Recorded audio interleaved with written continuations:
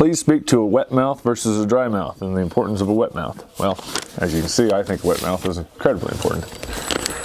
So the importance of wet mouth, the reason we want a mouth to be wet is just we want the saliva to act as lubrication. When there's a bit in the horse's mouth, it can be abrasive if there's no lubrication there, and then it irritates the cheeks of the mouth or the tongue or whatever, depending on the bridle that you have in their mouth, the bit that you have in their mouth. It irritates it and makes it sore, and we call it burning the mouth, burn the cheeks, burn the tongue. And that comes from having a dry mouth. There's just not the lubrication there from the saliva. The ways that we create more saliva in their mouth so that there's more lubrication is there's actually a chemical reaction.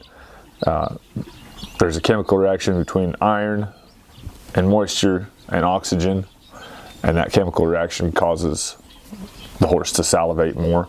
That's the main reason that I don't use anything for a bit unless it'll rust. Anything I put in their mouth will rust, with the exception of Monel, which is a form of stainless, but it's a different composition of elements than regular stainless steel, and so it does have a flavor and it will cause salivation. Stainless steel doesn't have, you can go taste your utensils at the house. Whoever lives with you will think you're crazy because you're tasting things, but there's no flavor in stainless steel. That's why we use it for our utensils, so it doesn't affect the flavor of our food.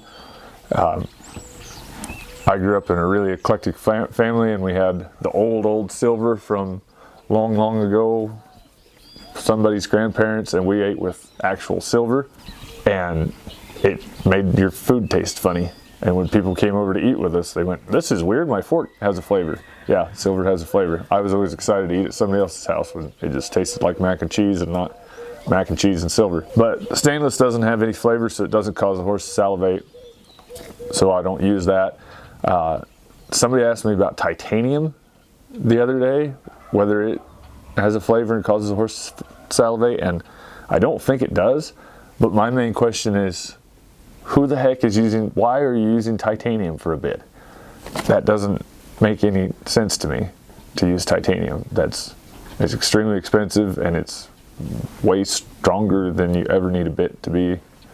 So I don't quite get that. But I use iron, something that'll rust. And that goes into another common question. Why do we put copper in bits, and do bits need copper? All copper does is just adds one more element in there, into that chemical reaction.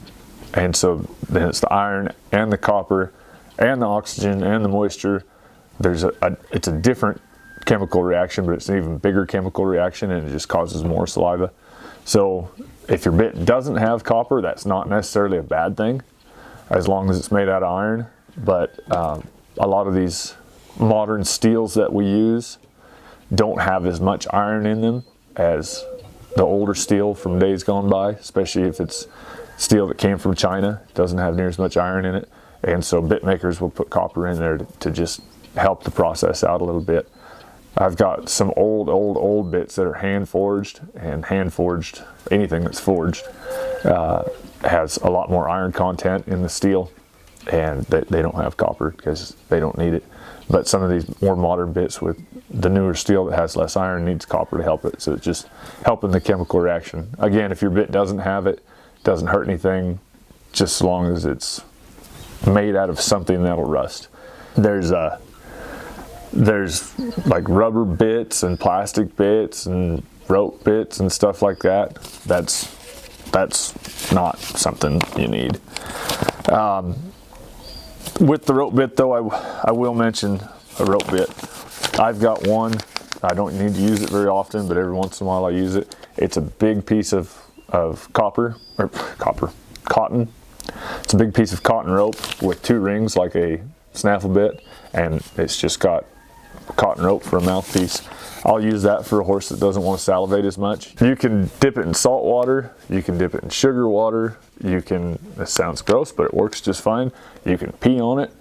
All of those things will cause a horse to salivate. there's a man named Frank Barnett who's a wizard with horses. He's got a bit that he made that is a hollow tube with a bunch of little holes drilled in it, and he fills it up with honey and puts it in the horse's mouth, and then throughout the day that honey leaks out and it causes that horse to move its mouth more and salivate.